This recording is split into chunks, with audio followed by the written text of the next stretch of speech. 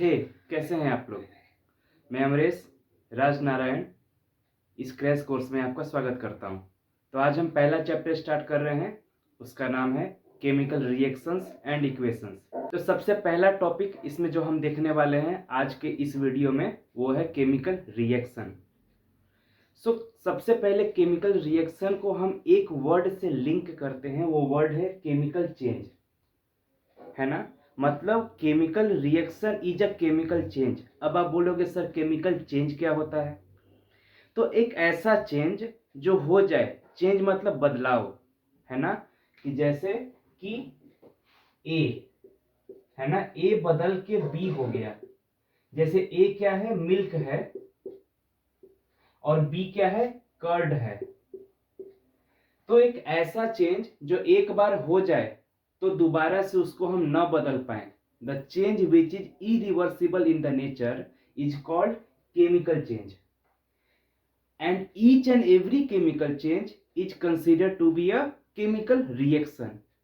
हर एक chemical change को हम एक केमिकल रिएक्शन कहते हैं। अब यहाँ पे ध्यान से देखो कि मिल्क था पहले, मिल्क जो है वो कर्ड में चेंज हो गया। आखिर कुछ तो हुआ होगा ना, इस मिल्क के साथ कुछ तो हुआ होगा जिसमें कर्ड में चेंज हो गया। तो ये क्या है? This is reaction, this is chemical change. Second मैंने क्या लिखा है, केमिकल चेंज में क्या होता है, nature and identity of body change. यहाँ बॉडी क्या है, ये एक ए बॉडी है, ए क्या है, एक बॉडी है ना। ये ए क्या है, एक बॉडी है।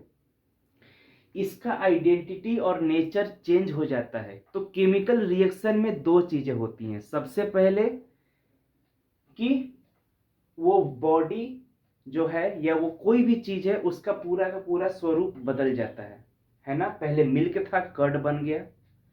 जैसे कि डाइजेशन में हम लोग फूड खाते हैं, हम लोग खाना चपाती रोटी सब्जी बहुत दबा के खाते हैं, बड़ा मजा आता है खाने में। लेकिन उसके बाद वो गल पच करके हमारे शरीर में चला जाता है। तो क्या हम जो खाते हैं वही हमारे शरीर में स्थित रहता है या वो बदलता भी है? वो बदलता भी है ना। एक कच्चा आम है ना, और वो जब पक जाता है तो एकदम मस्त मीठा सा लगता है।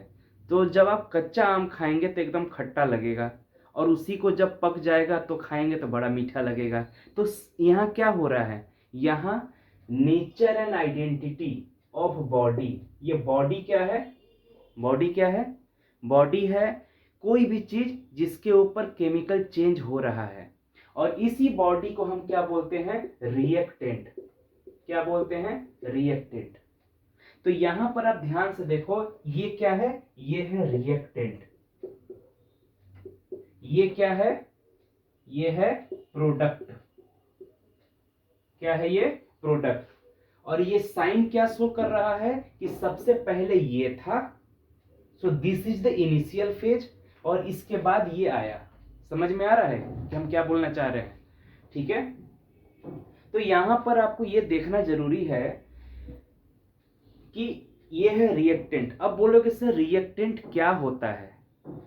तो जो दो या दो से अधिक जो सब्सटेंस होते हैं वो उनके बीच अगर क्या होता है, रिएक्शन होता है, उसी को हम रिएक्टेंट बोलते हैं। दो या दो से अधिक सब्सटेंस जिनके बीच रिएक्शन होता है उनको हम क्या बोलते हैं, रिएक्टेंट बोलते हैं। और उनके रिएक्शन के बाद एज अ रिजल्ट जो बनता है उसको हम प्रोडक्ट बोलते हैं। जैसे एक और छोटा सा हम एग्जांपल लेते हैं कि हमने क्या किया कि हमने मिल्क लिया,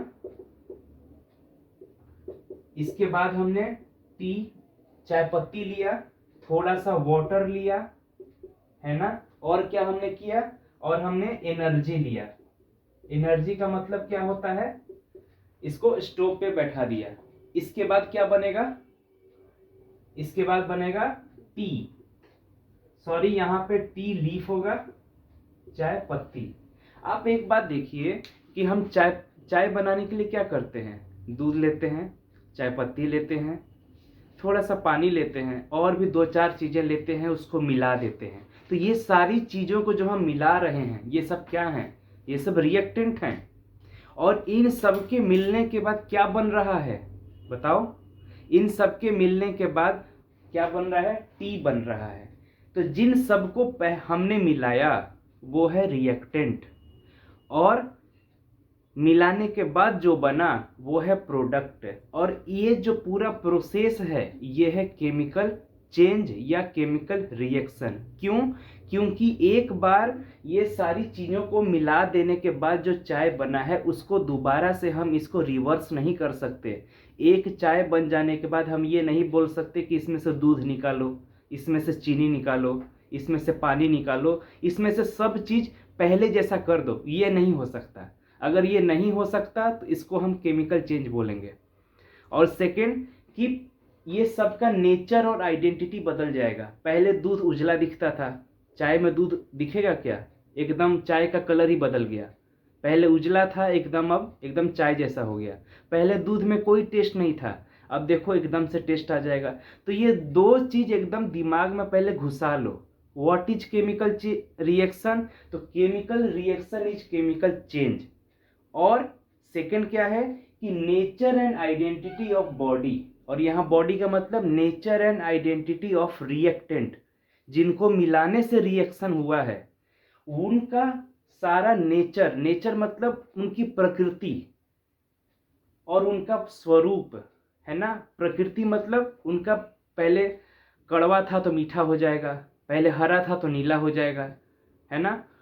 ये होता है नेचर बदल जाना। और आइडेंटिटी मतलब पहले छोटा था तो बड़ा हो जाएगा।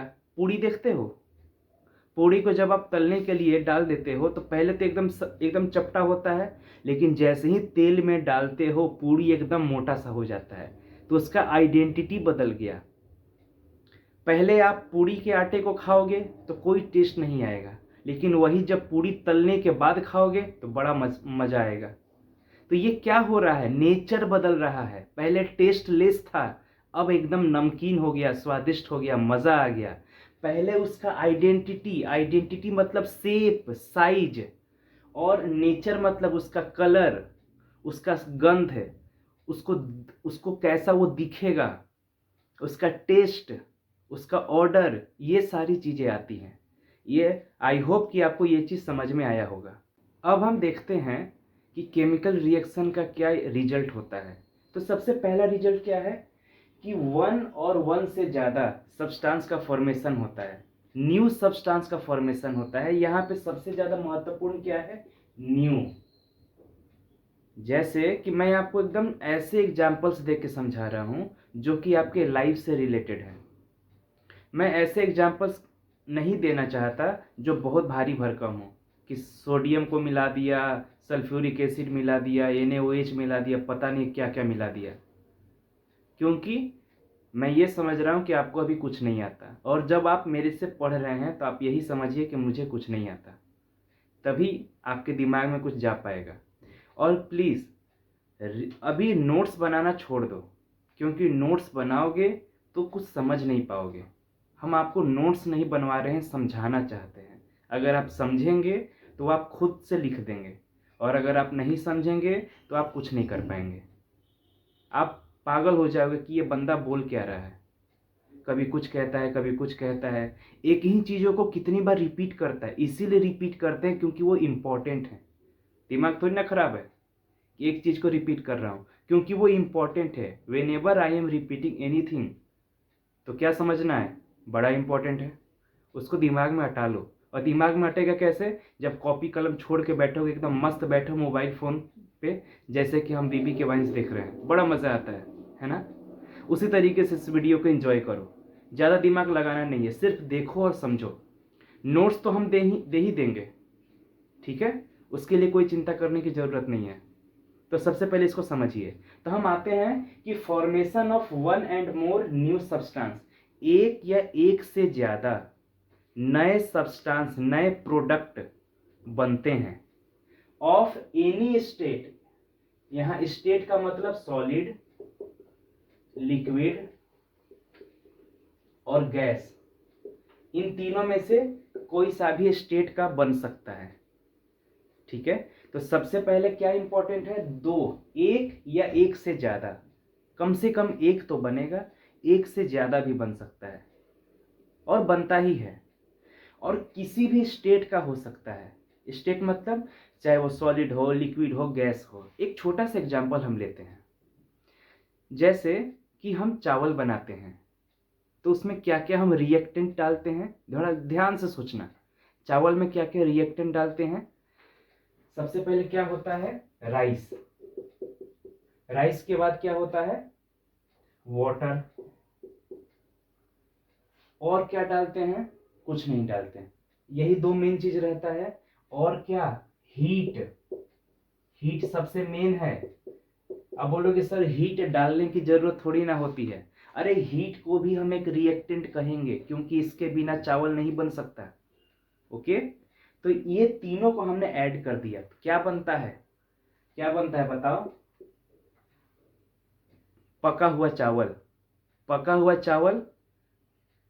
तो यहाँ पे हम एकदम हिंदी में लिख देते हैं, इंग्लिश में लिख देते हैं कि पका हुआ राइस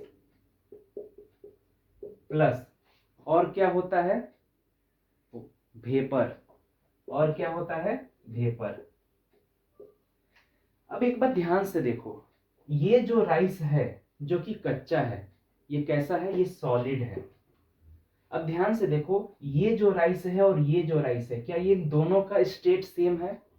ये भी सॉलिड है लेकिन ये भी सॉलिड है, लेकिन इन दोनों में जमीन आसमान का फर्क है। इसको तुम हाथ से दबा सकते हो, इसको तुम हाथ से नहीं दबा सकते।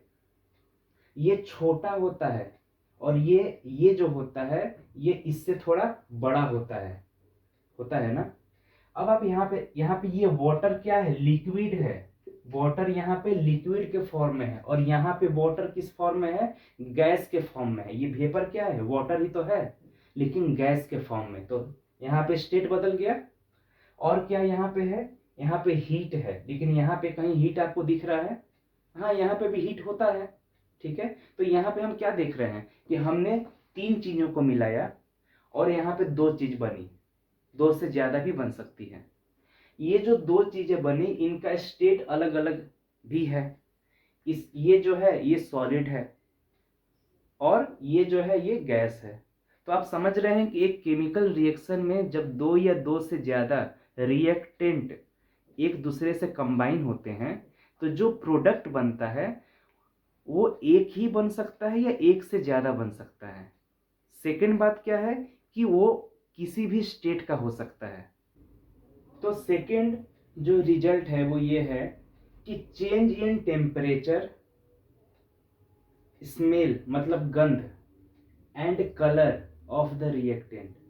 हमने जैसे रिएक्टेंट को डाला था, हो सकता है कि उसका टेम्परेचर बदल जाए, पहले जो था उससे बढ़ जाए या घट जाए, या उसका गंध बदल जाए, या उसका कलर बदल जाए। अब एक छोटा छोटा एग्जाम्पल हम दे करके आपको समझाते हैं कि क्या होता है। जैसे कि जब चूना पत्थर जो होता है, आप देखे हैं, अगर चूना पत्थर में आप पानी डाल देंगे तो पता है क्या होगा? आपने क्या किया? चूना पत्थर में थोड़ा सा पानी डाला, इतना गर्मी होगा ना, दिमाग खराब हो जाएगा। इतना गर्मी होगा। कोई आदमी जरूरत से ज्यादा चूना खा लेना तो उसके अंदर, शरीर के अंदर ब्लीडिंग होने लगता है। जो ये जो चूना पत्थर होता है, जिसको हम स्लेक्ड लाइम कहते हैं, कैल्शियम हाइड्रोक्साइड कहते हैं, ठीक है, उसका जो नेचर होता है वो हीट प्रोड्यूसिंग नेचर होता है। जैसे ही वाटर उसके साथ रिएक्ट करता है, बहुत टेम्परेचर बढ़ जाता है। तो यहाँ पे क्या हुआ? सबसे पहले तो चूना पत्थर में कोई चेंज था नहीं, एकदम नॉर्मल था।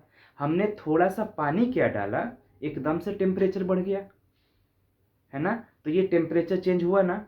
क्यों चेंज हुआ? रिएक्शन के कारण चेंज हुआ। इसके बाद हम देखते हैं स्मेल। आप देखते होंगे कि एक रोटी है, उस रोटी को ऐसे ही हवा में खुला छोड़ दो, एक दिन तक छोड़ दो पूरा, क्या उस रोटी से गंध आने लगेगा? आने लगेगा। क्यों आने लगेगा? हमने कुछ किया? नहीं किया।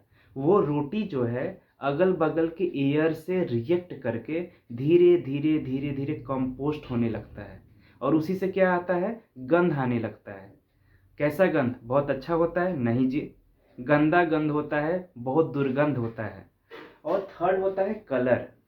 कलर बदल जाता है।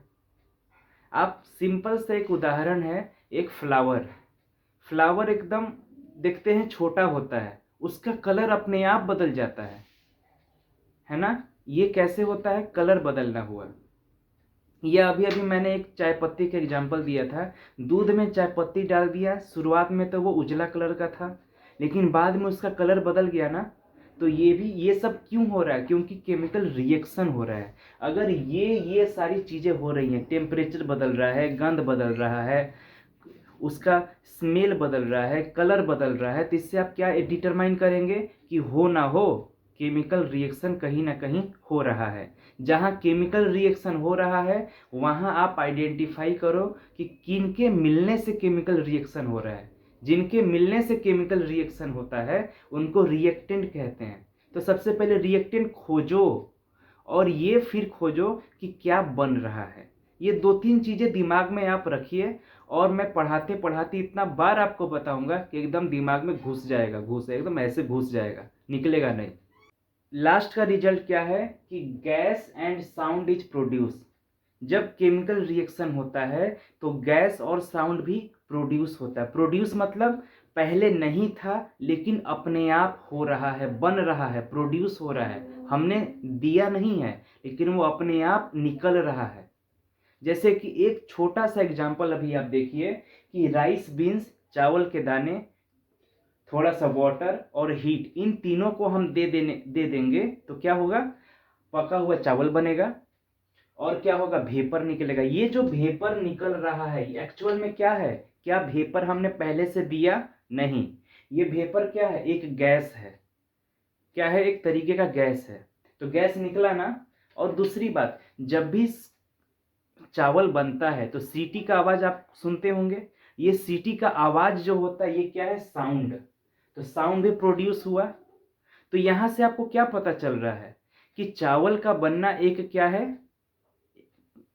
केमिकल रिएक्शन है। और ये सारी चीजें जो बन रही हैं वो क्या है? प्रोडक्ट है। तो ये जो लेक्चर है मैं यहीं पे समाप्त करता हूं। इसके बाद हम पढ़ेंगे केमिकल इक्वेशन और उसका बैलेंसिंग। ठीक है? तो इसको अच्छे से पढ़िए। नहीं समझ में आया तो 1-2 बार इसको रिवाइंड करके दोबारा से देखो और इसको जितना ज़्यादा से ज़्यादा हो सके औरों को शेयर करो जिनको ये काम आ सकता है। ठीक है? तो आनंद रहिए, मस्त रहिए।